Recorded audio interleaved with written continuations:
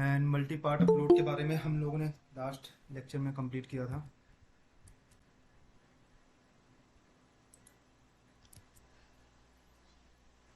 तो आज हम शुरू करते हैं types of storage. Okay, storage में हमारे पास कौन कौन सी टाइप्स अवेलेबल हैं और कौन कौन सी क्लासेस होती हैं S3 स्टोरेज में, उसके बारे में हम आज देखते हैं। ओके, तो इसमें मेजरली जो क्लासेस हैं वो है छः तरीके की। ओके, इसमें मेजरली जो हमारे पास क्लासेस हैं, अगर आप स्टोरेज कोई भी डेटा आप अपलोड करते हो S3 में, अमेजन के S3 में, तो वहाँ पे आपको मेजरली जो मेन जो स्टोरेज टाइप्स हैं, क्लासेस हैं, वो छः तरीके के हैं। पहला है स्टैंडर्ड। ठीक है, स्टैंडर्ड में क्या है कि ये सबसे मतलब मोस्ट कॉमन, मतलब अगर आपको कुछ नहीं आता है और आपको सिर्फ डेटा स्टोर करना है, तो आपको स्टैंडर्ड ही वहाँ पे बाय डिफॉल्ट दिखेगा। आप उसको कुछ चेंज नहीं कर सकते हो। जैसे जब तक हम लोग स्टोरेज नहीं पढ़े थे या मुझे स्टोरेज के बारे में नहीं पता था, तो मैं कोई भी डेटा अपलोड करता था तो मेरा स्टैंडर्ड में ही सेलेक्ट होता था, उसका जो क्लास रहता था वो स्टैंडर्ड ही सेलेक्ट होता था। ठीक है, और ये जो क्लास है, ये जो स्टोरेज टाइप है S3 स्टैंडर्ड, ये S3 की स्टोरेज टाइप की सबसे महंगी सर्विस है। ठीक है, सबसे महंगी क्लास है ये। एंड क्यों महंगी है, उसका रीज़न क्या है? इसमें जो डेटा, जैसे आप कहीं पे कोई रख रहे हो, डेटा आप रख रहे हो, जैसे आप मेमोरी कार्ड में डेटा रख रहे हो, तो आप उसको एक्सेस भी तो करोगे। तो जब एक्सेस करोगे तो कितनी तेजी से आपको उसको एक्सेस कर सकते हो, वो भी डिपेंड रहता है। तो आई थिंक अगर आप लोग को थोड़ा बहुत पता हो मेमोरी के बारे में, तो या फिर हार्ड डिस्क के बारे में, SSD जो हार्ड डिस्क होती है वो फास्ट होती है। क्यों? क्योंकि वहाँ पे जो डेटा रिट्राइवल स्पीड होती है ना, वो बहुत तेज़ होती है, इसलिए वो फास्ट होती है। सिमिलरली यहाँ पे भी जो हमारा डेटा रिट्राइवल होता है, आपने वहाँ पे डेटा रखा S3 बकेट में, कोई फाइल रखी, और जब आप उसको एक्सेस करने की बारी आएगी ना, तो वो बहुत फास्ट है। इसलिए स्टैंडर्ड हमारा सबसे महंगा क्लास है। ठीक है, स्टोरेज टाइप है। एंड इसमें देखो, और दूसरी बात यह है ना कि जो डेटा आप रिट्राइव करते हो बाकी सारी क्लासेस में, उसका चार्ज लगता है। मतलब यहाँ पे फ्री नहीं है कुछ। ठीक है, अगर मैं बात कर रहा हूँ फॉर अ कंपनी, हम आप जो यूज कर रहे हैं इसको, वो फ्री टायर में यूज कर रहे हैं, तो हमारे आपके लिए ये बिल्कुल नॉमिनल चार्ज है, बिल्कुल जीरो ही है। लेकिन जो अगर हम कंपनी में काम करेंगे ना, कल को आप कंपनी में काम करोगे, तो उस प्रोस्पेक्टस से अगर हम देखें इसको, तो जो डेटा रिट्राइवल चार्जेस हैं वो काफ़ी लेस हैं। तो इसका ये मेन पॉइंट्स है। ठीक है, इसकी ये फंक्शनैलिटी है जो इसके बैकग्राउंड में चलती है, जिससे आप ये डिसाइड कर सकते हो कि आपको कौन सा डेटा कौन से स्टोरेज में रखना है। ठीक है, तो आपको इन सब के बारे में पता रहना चाहिए बैकग्राउंड में कि स्टैंडर्ड है, तो हाँ, तुरंत आपके दिमाग में आना चाहिए कि भाई ये महंगा हमारा क्लास है स्टोरेज का। इसमें जो लेकिन डेटा हमारा जो स्पीड है वो काफ़ी तेज़ रहेगी रिट्राइव करने की, और जो चार्जेस रहेंगे वो भी काफ़ी कम रहेंगे डेटा रिट्राइव करने के। लेकिन डेटा रखने का चार्ज वो सबसे महंगा रहेगा। ओके, दूसरा जो हमारा है क्लास है, वो है S3 इंटेलिजेंट टीयरिंग। ठीक है, अब देखो जो मैं ये बता रहा हूँ ना, तो आप इन सबको एज अ अपने दिमाग में ना पिक्चर बनाओ। इस बकेट का, ये बाल्टी जो दिख रही है ना यहाँ पे, स्टैंडर्ड का, इंटेलिजेंट टीयरिंग का, IA का, ये आप पिक्चर बनाओ कि इस बाल्टी में अगर कोई आप डेटा रख रहे हो तो आप उसको कितनी जल्दी निकाल सकते हो, कितनी देर तक उसमें रखना है। ये सब सारी रूल्स और रेगुलेशन हम बोल सकते हैं कि यहाँ पे जो बाल्टियाँ हैं ना, ये सारी बाल्टियाँ हैं। ठीक है, तो यहाँ पे डाटा रखने का, निकालने का अलग अलग नियम है उसके। ठीक है, अलग अलग रूल्स हैं, तो वो हमें फॉलो करना है, वो हमें पता रहना चाहिए। तो अब हम आते हैं, दूसरा वाला जो है वो है S3 इंटेलिजेंट टीयरिंग। अब नाम से ही थोड़ा सा आपको मैंने बताया था ना कि ये S3 जो सर्विस है ना, ये कॉमन सेंस वाली वो है। मतलब इसमें ना आप तुक्का मार के भी आंसर इसका दे सकते हो। अगर आपको एक बार मैं इसको बता दूंगा ना, तो आप तुरंत दिमाग में आ जाएगा कि यार यार इंटेलिजेंट टीयरिंग मतलब कि ये थोड़ा सा इंटेलिजेंट होगा, ये पर्टिकुलर जो क्लास है वो इंटेलिजेंट होगी, कुछ ना कुछ ऐसा कर रही होगी जिसकी वजह से इसका नाम हमने इंटेलिजेंट टियरिंग रखा है। हमने नहीं, मतलब AWS ने रखा है। तो अब इसके बारे में देखते हैं कि क्यों इसको इंटेलिजेंट टियरिंग बोला जाता है। Here your data is stored in two storages. अब इसका मतलब यह है कि दो स्टोरेज, मतलब कि दो बाल्टी में आपका डेटा आपका रहेगा, दो बकेट में। मीन्स कि एक पहला जो होगा वो स्टैंडर्ड होगा, ये बकेट होगा, ठीक है। और दूसरा जो होगा वो S3IA, means infrequent access. Okay, मतलब ये दो दो बकेट को मिला के ये बनता है इंटेलिजेंट टियरिंग। अगर आप ये सर्विस लेते हो तो आपका जो डेटा रहेगा ना, वो इन दोनों में किसी एक में जाएगा। ये जो पहला वाला है और दूसरा वाला है, इन दोनों के बकेट में किसी एक में वो आपका डेटा रहेगा, ठीक है। तो अभी भी लेकिन हमें इंटेलिजेंट क्यों इसको बोल रहे हैं, हमें ये नहीं समझ में आया क्यों इसको हम इंटेलिजेंट बोल रहे हैं। तो इंटेलिजेंट इसलिए बोल रहे हैं क्योंकि AWS विल सेल्फ डिसाइड कि आपका डेटा कब हम स्टैंडर्ड में रखेंगे, कब हम IA में रखेंगे, ठीक है। तो ऐसा क्यों, मतलब इससे क्या फायदा होगा हमें। अब थोड़ा सा आपके दिमाग में क्वेश्चन आना चाहिए कि भाई ये क्यों, ऐसा क्यों हम करें, ठीक है। तो जब हम ये लाइफ साइकिल पॉलिसी यूज करते हैं ना, कोई डेटा को स्टोर करने के लिए, या कोई बकेट पे हम लाइफ साइकिल पॉलिसी अप्लाई करते हैं, तो वहां पे हम ये इंटेलिजेंट टियरिंग यूज कर सकते हैं। नॉर्मली 99% कंपनीज में ना क्या बोलते हैं, ये इंटेलिजेंट टियरिंग ही यूज करते हैं, क्योंकि उनको टाइम ही नहीं है कि भाई कब उनको डेटा यूज करना है, कब उनको रखना है, ठीक है। इसके बारे में और हम डीप में पढ़ेंगे। तो ये ओवरव्यू आप समझो, इंटेलिजेंट टियरिंग मतलब कि यहाँ पे दो स्टोरेज यूज होगा, एक स्टैंडर्ड, एक IA। इसके बारे में आगे और डीप में पढ़ेंगे हम, ठीक है। तीसरा जो है वो है स्टैंडर्ड IA, ठीक है, इनफ्रीक्वेंट एक्सेस। इसको बोलते हैं, IA मीन्स इनफ्रीक्वेंट एक्सेस।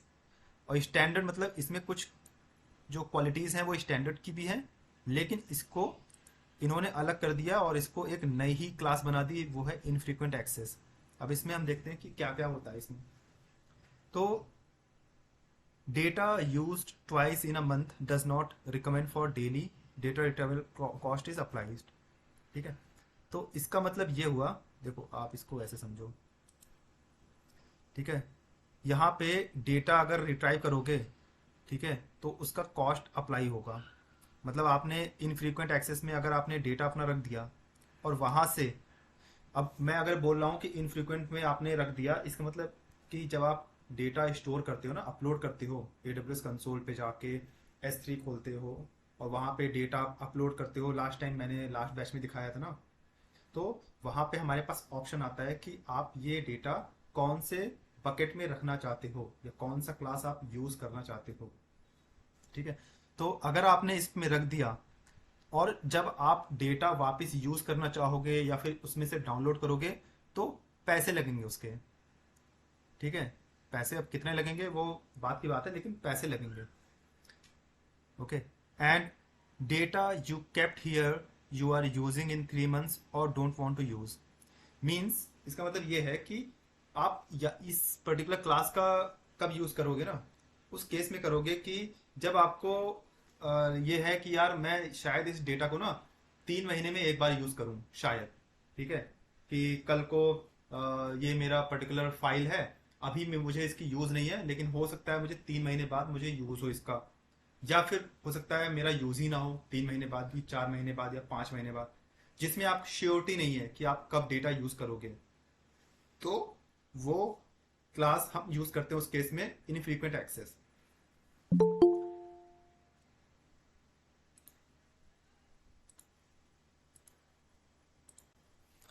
इसके बाद आता है हमारा जो चौथी क्लास है, वो है S3 वन जोन IA, ठीक है, one zone IA। Infrequent access इसको भी बोलते हैं, लेकिन इसको वन जोन में ही आप लोग इसको पढ़ोगे। अब S3 वन जोन इसको क्यों बोला गया है, थोड़ा सा दिमाग लगाओ, कोई गेस कर सकता है वन जोन क्यों बोला है इसको। कॉमन सेंस है, मतलब आप इसमें अपना हल्का सा दिमाग लगाओगे ना तो आप इसका आंसर दे सकते हो। बताओ कौन बताएगा।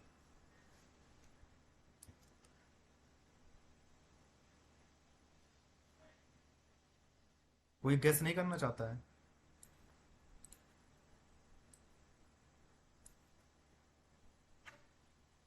समझ में नहीं आ रहा है। आई थिंक ये रीजन वाइज अवेलेबल होता है ओनली, शायद इसलिए। नो, गलत आंसर। ओके। वन जोन भाई, जोन लिखा है ऑलरेडी। मैंने बोला ना ये कॉमन सेंस वाले हैं भाई, इसमें मतलब थोड़ा सा दिमाग लगाना है आपको कि वन जोन मतलब आपका जो डेटा रहेगा ना, वो एक ही अवेलेबिलिटी जोन में रहेगा। ओके। आप नॉर्मली क्या होता है, बाकी जो हमारी जो ये क्लासेस है ना, उसमें आपका जो डेटा रहता है वो तीन जगह पे रहता है, तीन अवेलेबिलिटी जोन में रहता है। ओके। जब हम डेटा रखते हैं तो वहां पे हमारे पास ऑप्शन नहीं आता है अवेलेबिलिटी जोन चूज करने का। ठीक है। तो इस केस में हमारा जो वन जोन है ना, ये सस्ता पड़ता है क्योंकि हमारा जो डेटा है वो सिंगल जोन में रहेगा, डबल जोन में नहीं रहेगा, सॉरी ट्रिपल जोन में नहीं रहेगा।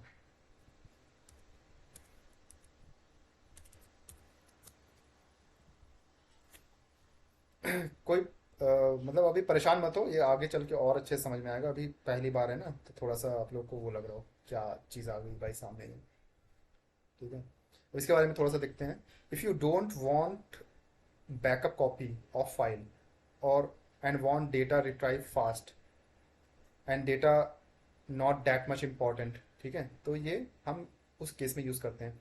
अब वन जोन मतलब देखो बाकी जो क्लासेस हैं वो वहाँ पे हमारे पास तीन जोन अवेलेबल हैं, ठीक है, तीन अवेलेबिलिटी जोन अवेलेबल हैं। और इसमें सिर्फ एक सिंगल अवेलेबिलिटी जोन अवेलेबल है। ठीक है। तो ये रिस्क क्यों ले रहे हैं हम अपना डेटा एक जगह पे स्टोर रख रहे हैं। वो रिस्क हम कब लेंगे, जब हम ये श्योर हैं कि हमारे पास ऑलरेडी इसका ज़्यादा, या तो फिर हमारा डेटा इंपॉर्टेंट नहीं है तो हम एक जगह रखेंगे। अगर हमारा डेटा इंपॉर्टेंट होगा तो हम चूज़ करेंगे भाई स्टैंडर्ड या फिर आई ए इंटेलिजेंट टीयरिंग या स्टैंडर्ड आई ए चूज़ करेंगे। वन जोन उस केस में यूज़ करेंगे कि आपके पास आपके लैपटॉप में डेटा है। ठीक है, जैसे हमारा गूगल फोटोज़ वगैरह नहीं होता है। ठीक है, आपके मोबाइल में भी फोटोज़ है और वो गूगल फोटोज़ में भी अवेलेबल है। तो आपके लिए डेटा उतना इंपॉर्टेंट नहीं है क्योंकि वो लोकल भी पड़ा है और क्लाउड में भी आपका पड़ा है। बट इसका फ़ायदा क्या होता है, ये सर्विस किस लिए यूज़ होती है, जब आपका डेटा आपके पास लोकली अवेलेबल हो एंड आपके वो डेटा ज़्यादा इंपॉर्टेंट ना हो और आपको बहुत सस्ती सर्विस चाहिए। ठीक है। एंड इसमें जो डेटा रिट्राइव होता है ना वो काफ़ी तेज़ होता है एज़ कम्पेयर टू बाकी। स्टैंडर्ड को छोड़ दो क्योंकि स्टैंडर्ड तो सबसे नंबर वन पे है। ठीक है। उसके बाद ये सब नीचे आते हैं उसके। देखें इसमें, ओके, इसमें कोई कमी नहीं है। उसके बाद हम आते हैं, पांचवी जो हमारी क्लास है वो है S3 ग्लेशियर।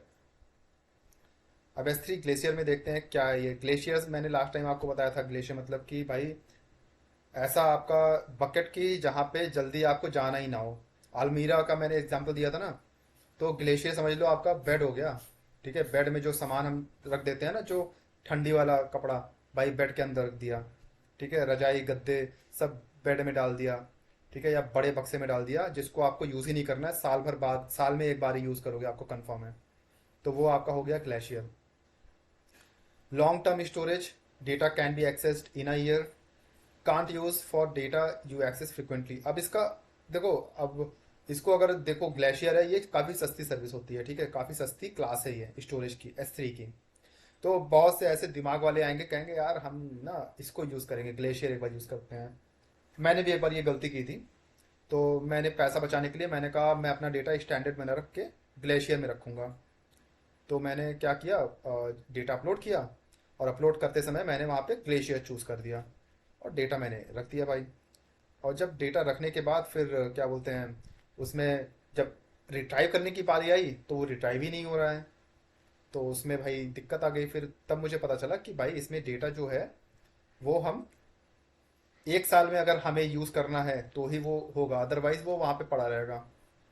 ठीक है। और डेटा जब आप रिट्राइव करते हो तो उसका आपको चार्ज देना पड़ता है। रिट्राइव मीन्स जब आपको उसको लेते हो वापस। देखो अब ये मैं यहाँ पे फाइल अपलोड कर रहा हूँ, स्क्रीन दिख रही है ना मेरी सबको। हाँ, दिख रहा है। Yes sir. ठीक है। अब मैं यहाँ पे फाइल अपलोड कर रहा हूँ, ठीक है, कोई भी फाइल अपलोड करूँगा तो यहाँ पे मेरे पास प्रॉपर्टीज़ में स्टोरेज क्लास आएगा कि आप ये जो डेटा रख रहे हो वो कौन से क्लास में रखोगे। ठीक है, कौन से बकेट में रखना चाहते हो। यहाँ पे देखो स्टैंडर्ड आ रहा है, इंटेलिजेंट टेयरिंग आ रहा है, one zone, glacier, deep archive. ठीक है, कुछ ऐसे जो क्लासेस हैं वो अभी हाल फिलहाल में आए हैं, तो उसके बारे में आप परेशान मत होइए क्योंकि अरे यार ये मैंने नहीं पढ़ा। ठीक है, मेनली जो आपसे क्वेश्चन पूछा जाएगा या फिर कंपनी में जो यूज़ होता है वो छः जो मैंने ऊपर पढ़ा है वही यूज़ होता है। ओके, अब यहाँ पे देखो मिनिमम स्टोरेज ड्यूरेशन भी दिख रहा है। ठीक है, अब मैंने मेरे से गलती क्या हुई थी, मैंने ग्लेशियर यूज़ कर लिया था। ठीक है, और भाई 90 दिन से पहले मैं डेटा मतलब वही नहीं कर सकता था। मिनिमम यहाँ पे आपको 90 दिन रखना ही पड़ेगा। और सब यहाँ पे आपको सब दिखेगा कि कितनी फीस है।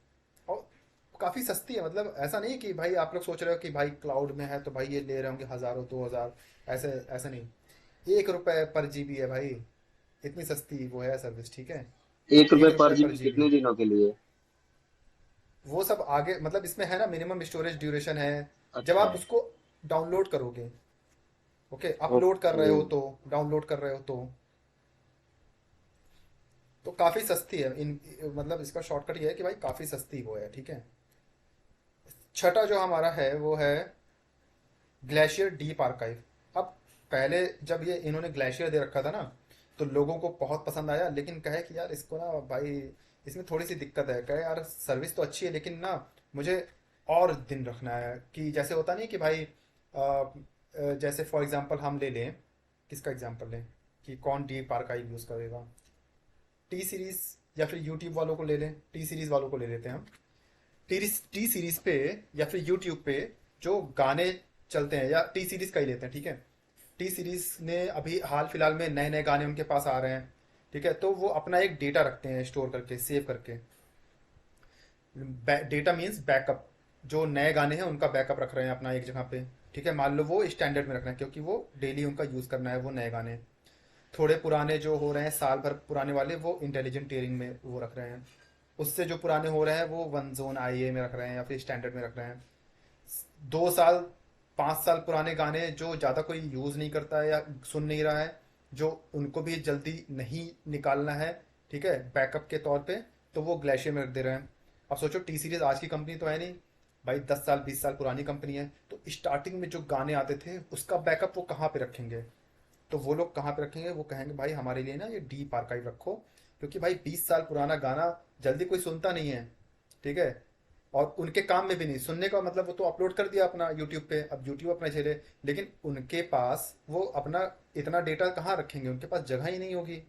और जल्दी उसको यूज़ भी नहीं करना है उनको, कि भाई कोई मांग रहा है भाई हमें वो पुराना सन 80 का हमें गाना चाहिए, या फिर 70 में जो देवानंद का गाना आया था वो निकाल के दे दो, है ना। तो वो उनके यूज़ में नहीं है डेली बेसिस के। तो ऐसे केसेस में डीप आर्काइव हमारा आता है पिक्चर में। अब इसको देखो, सबसे सस्ता स्टोरेज ये होता है, सबसे सस्ता, इससे सस्ता कोई स्टोरेज नहीं है। अगर आपसे कोई पूछे कि which storage class is the cheapest one, तो आपको आंख बंद करके बोलना है डीप आर्काइव। और सबसे महंगा कौन सा है, स्टैंडर्ड। अब ये यूज किस केस में होता है, use for data you will use in 2 years.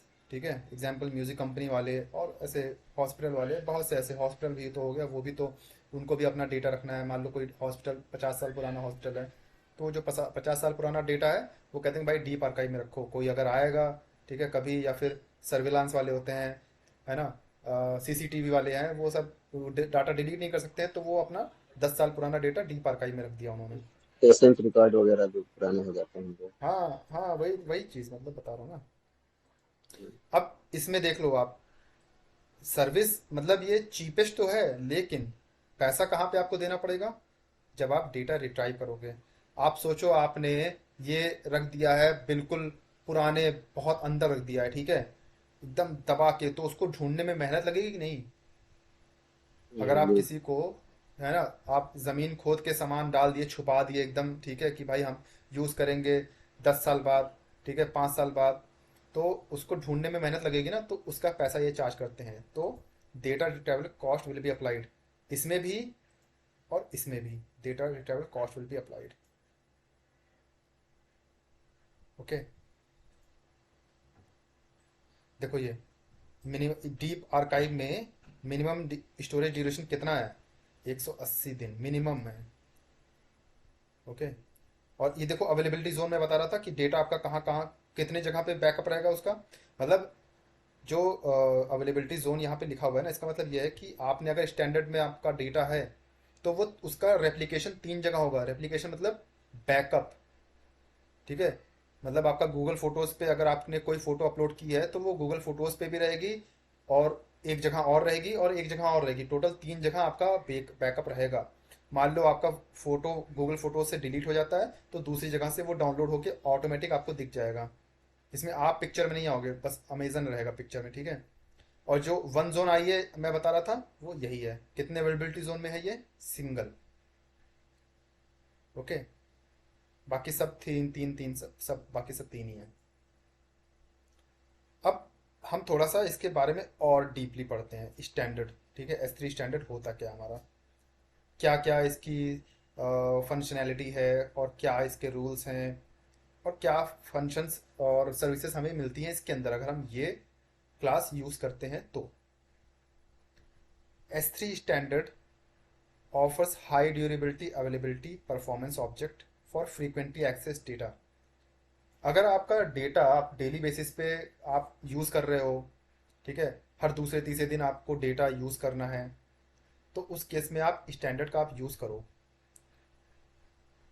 अब इसमें जो ड्यूरेबिलिटी लिखी है, durability is 99.999 11 times 9, which means, अब इसमें ड्यूरेबिलिटी मतलब ना कि आपका डेटा आपने रखा है तो वो खराब होने का भी तो डर है। आप अगर समा वो कोई अपना कपड़ा वपड़ा बेड के अंदर डाल के रख रहे हो तो वो खराब होने का भी तो डर है भाई। हो सकता है चूहे काट दिए उसको, या फिर कुछ खराब हो गया, मकड़ी लग गई, गंदा हो गया, जाले लग गए, कुछ भी हो गया, ठीक है, दीमक लग गया, खराब हो गया। तो सेम वाइज यहाँ पे भी अमेजन में भी रहता है चांस ड्यूरेबिलिटी का। तो ड्यूरेबिलिटी इनकी सबसे बेस्ट है, फेमस है 11 टाइम्स 9, ठीक है, 99.999। ये 9 बार 9 यहाँ पे रहेगा और 2 बार 9 यहाँ पे। विच मीन्स कि कितने परसेंट चांसेस हैं इन डेटा का खराब होने का? 1 आउट ऑफ ये जो एक, पता नहीं कितना है ये, 1 करोड़ है कितना है, इतने चांसेस हैं, ठीक है, मतलब समझ लो जीरो के बराबर। चांसेस ऑफ फेलियर और storage will be corrupted.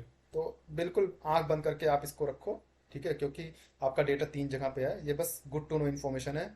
Amazon पढ़ा रहे हैं तो हम लोग इसको पढ़ रहे हैं, बस ये ऐसा है। And design for 99.99% availability over given year.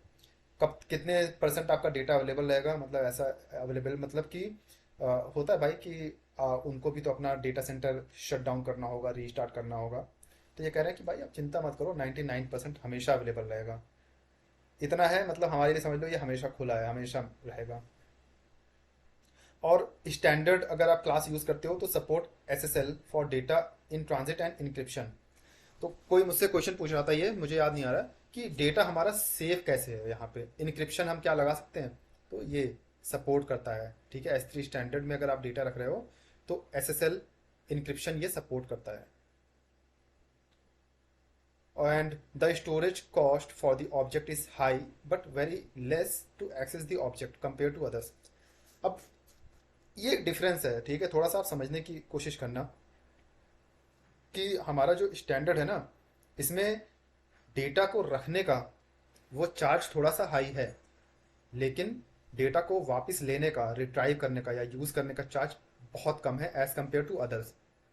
और इसीलिए इसको क्या बोलते हैं, अलग करती हैं बाकी क्लासेस से। अगर हम डीप आर्काइव लेना तो यहाँ पे उसका उल्टा होगा। ग्लेशियर डीप आर्काइव लेंगे, वहाँ पे रखने का कॉस्ट बिल्कुल फ्री है, मतलब बिल्कुल कम है, लेकिन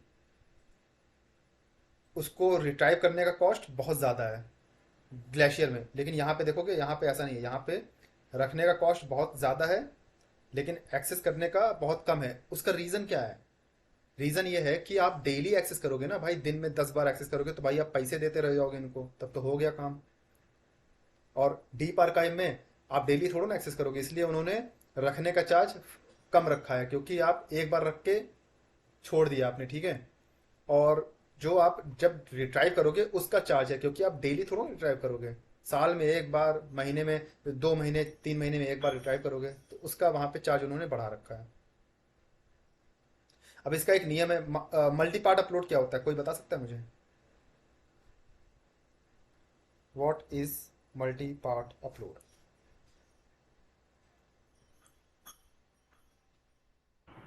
एक डेटा को मल्टीपल पार्ट्स में अपलोड करना है, एक ही टाइम पे अपलोड हो जाता है।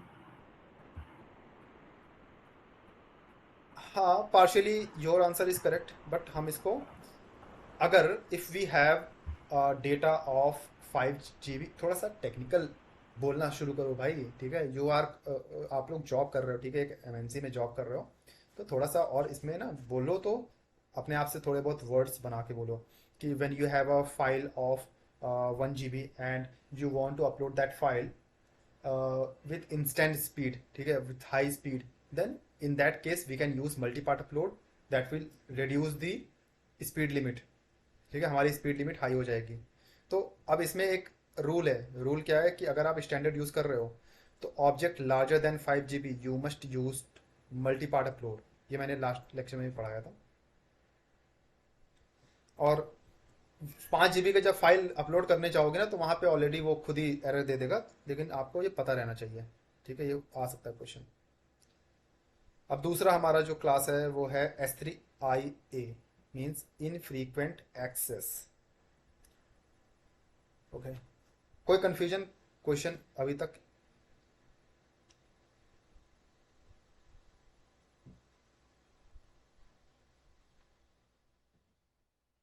यस। No sir. ओके, अब दूसरा जो हमारा क्लास है वो है इनफ्रीक्वेंट एक्सेस S3IA, ठीक है। S3IA is for data that is accessed less frequently. Infrequent मतलब वही, अब इसमें भी थोड़ा सा आप कॉमन सेंस लगाओगे ना, इनफ्रीक्वेंट मतलब हमेशा, ज़्यादातर नहीं, बहुत कम, रेयरली, ठीक है। ये क्लास हम तब यूज़ करते हैं डेटा अपलोड करते समय, ठीक है। कौन सा है? आई है, S3IA, ठीक है। हाँ, S3IA, ठीक है। ये अगर हम यूज़ कर रहे हैं तो इसमें क्या क्या हमारे साथ होंगी, क्या क्या पॉलिसीज इसके साथ हैं, या क्या क्या रूल्स हैं, वो हम क्या क्या फॉलो करेंगे, ठीक है। अब इसको हम देखते हैं यहाँ पे।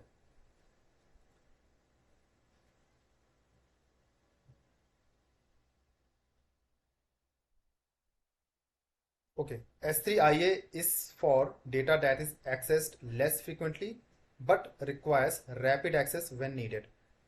इसका मतलब ये है कि आपको कंफर्म नहीं है, मतलब कि आप कह रहे हो कि यार ये जो मेरा डेटा है ना, ये इम्पोर्टेंट तो है, लेकिन मैं अभी कोई कंफर्म नहीं है, श्योर नहीं है कि ये डेटा कब यूज़ करूँगा मैं, ठीक है। कि ये होता है कि भाई मेरे सामने ही रखो इसको, लेकिन दूर रहे थोड़ा, और जब मैं बुलाऊं तुरंत आ जाइए। थोड़ा सा इसको समझने की कोशिश करिए कि डेटा हमारा कम यूज़ कर रहे हो आप, ठीक है, मतलब कोई फिक्स नहीं है, ओके। लाइक 2 महीने में एक बार यूज़ करोगे, 3 महीने में एक बार यूज़ करोगे, लेकिन उसका एक रूल है, आपका रूल है खुद का, कि आप ये कह रहे हो कि भाई हम, हमारा श्योर तो नहीं है कि हम डेटा कब यूज़ करेंगे, लेकिन जब हम यूज़ करेंगे ना तो हमें चाहिए तुरंत ये भाई, हमें लेट नहीं होना चाहिए। जैसे एसक्यूएल का बैकअप कब हो गया, बैकअप रखा हुआ है, ठीक है। आप कह रहे हो कि यार बैकअप तो अभी यूज़ में है नहीं, लेकिन जब चाहिए होगा तो भाई तुरंत चाहिए होगा, क्योंकि भाई हमें कुछ अर्जेंट हम काम कर रहे होंगे, तो रीस्टोर स्टोर कर रहे होंगे, तो हमें तुरंत चाहिए डेटा ये। तो उस केस में हम इनफ्रीक्वेंट एक्सेस यूज़ करते हैं। अब इसके बारे में थोड़ा सा हम देखते हैं कि क्या है इसका, ठीक है। The storage cost is much cheaper than S3 standard. S3 standard सबसे महंगा है, ठीक है, उससे सस्ता है ये, almost half the price, but you are charge more heavily for accessing your object, ठीक है। अब स्टैंडर्ड से तो सस्ता है ये, ठीक है, इससे तो सस्ता है, लेकिन मैंने बताया था ना कि जब आप डेटा एक्सेस करोगे तो सारा खेल वहाँ पे होता है। तो यहाँ पे भी इन्होंने, AWS वालों ने यहाँ पे खेल किया है कि जब आप इसको एक्सेस करोगे तो स्टैंडर्ड से महंगा पड़ेगा ये।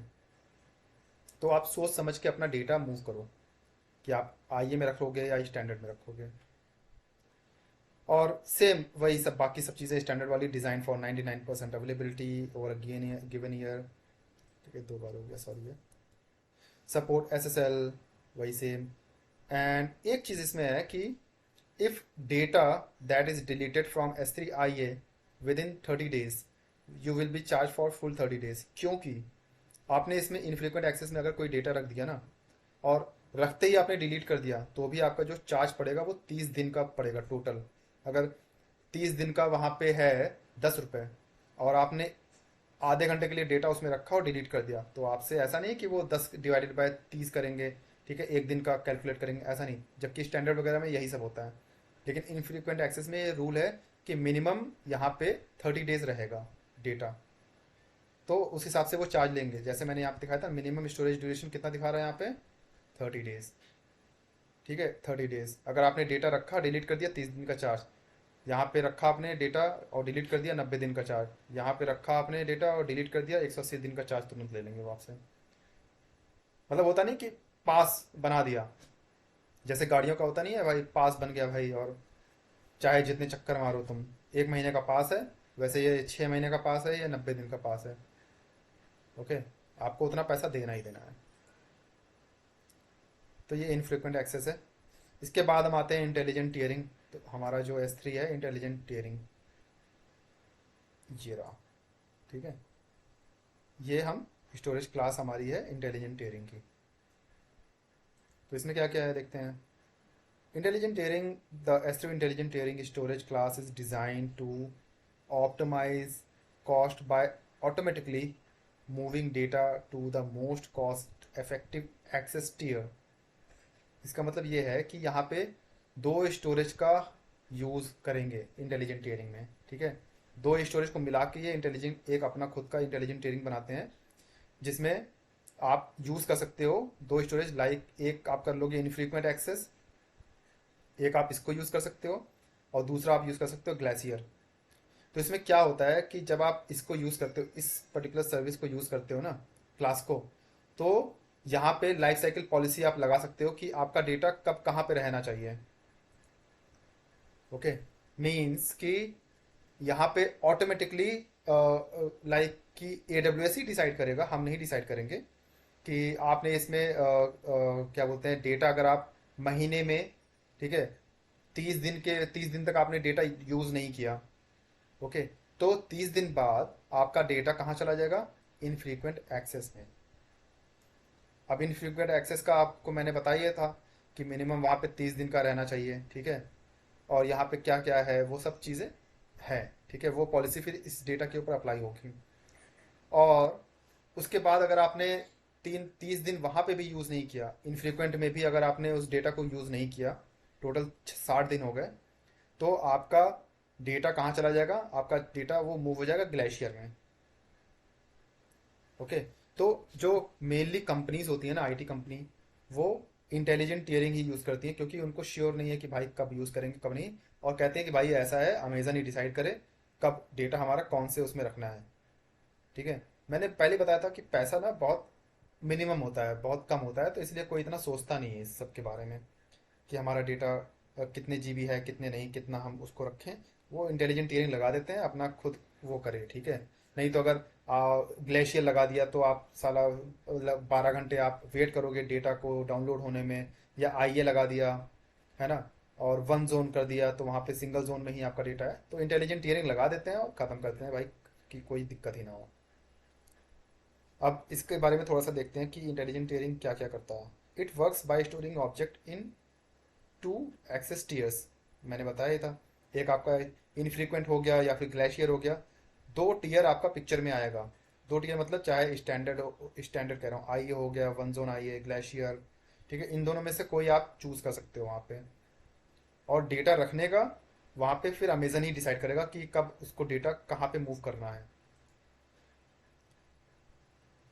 If an object in the infrequent access tier is accessed, it is automatically move back to frequent access tier. अब इसमें यह है ना कि ऐसा नहीं है कि आपका वो मान लो ग्लेशियर में चला गया तो बस खत्म, नहीं। ग्लेशियर में गया, जस्ट डाउन,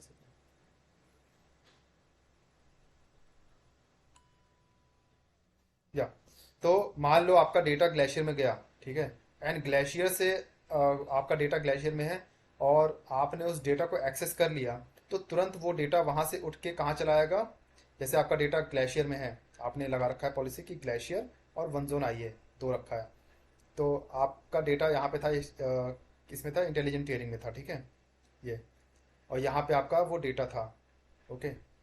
एंड जैसे ही आपने इस डेटा को एक्सेस किया, तो वो यहाँ से उठ के कहाँ चला जाएगा, वन जोन में चला जाएगा, या फिर वापस इसमें आ जाएगा, क्योंकि आपने उसको एक्सेस कर लिया। और फिर जब उसको छोड़ दोगे 30 दिन, फिर वो यहाँ जाएगा, फिर 30 दिन छोड़ दोगे, फिर वो यहाँ चला जाएगा, और जैसे एक्सेस करोगे फिर वापस यहाँ आ जाएगा, और फिर ये वाले रूल्स एंड रेगुलेशन उस पर लगेंगे। तो इसका मतलब ये है। And there are no retrieval fees, only data storing charges. यहाँ पे डेटा रिट्राइव करने का कोई चार्ज नहीं है, सिर्फ डेटा स्टोर करने का चार्ज है। रिट्राइवल मीन्स उसको एक्सेस करने का, ठीक है, और रखने का चार्ज है। डिज़ाइन वही सेम, फिर design for 99.9% availability over given year. और इसमें एक रूल है, ये क्वेश्चन आप आ सकता है, लाइक एग्जाम में आएगा, ये इंटरव्यू में नहीं पूछेंगे, लेकिन एग्जाम प्रोस्पेक्टिव से ये क्वेश्चन आ सकता है। Object less than 128 KB cannot move to IA, ठीक है। इंटेलिजेंट टीयरिंग में अगर हम देखते हैं, ठीक है, कहाँ इंटेलिजेंट टीयरिंग, ये पर object fees applies for object 128 KB, ठीक है। इससे ज़्यादा का रहना चाहिए मिनिमम, ठीक है। तो 128 KB की फाइल से ज़्यादा ही बड़ा आपका रहना चाहिए, उससे कम का नहीं रहना चाहिए। ये एक रूल है, तो इसको आपको याद रखना है। ओके, तो अभी बाकी तो हमारा है, अभी 3 और हैं, तो एक काम करते हैं, आज के लिए इतना ही रखते हैं, नहीं तो फिर आप लोग कंफ्यूज हो जाओगे, ज़्यादा हो जाएगा। ठीक है, कल हम बाकी जो क्लासेस हैं वो कवर करते हैं, वन जोन आई है, ग्लेशियर एंड डीप ग्लेशियर। तो ऑर्गेनाइजेशन में इंटेलिजेंट केयरिंग जो ऑप्शन है हमारे पास यूज होता है। सॉरी, क्या होता है? ऑर्गेनाइजेशन के अंदर ये तीसरा जो S3 इंटेलिजेंट केयरिंग है ये यूज होता है। हाँ हाँ, ऑर्गेनाइजेशन में 90% लोग इंटेलिजेंट टीयरिंग ही यूज़ करते हैं ओ। अपने डेली यूज़ के डेटा को लेके। बाकी जो बैकअप वगैरह है, जो ऐसे डेटा है जो उनको यूज़ नहीं करना है, हम्म, लाइक कि उनका ऐसा कोई प्रोजेक्ट है जो पहले था अब नहीं है, ठीक है, बस बट उनके पास उसका डेटा रहना चाहिए। फॉर हम्म, एग्जांपल एम्प्लॉयज़ हैं, जो एम्प्लॉयज़ उनके छोड़ के चले गए हैं, ठीक है। हम्म, SCL में आप काम करते हो, आज से 5 साल पहले लगभग 10,000 लोगों ने जॉब छोड़ दिया, हम्म, आपका SCL छोड़ दिया। तो उन 10,000 लोगों की इंफॉर्मेशन आपको रखनी है, ठीक है। तो आप उसको कहाँ रखोगे?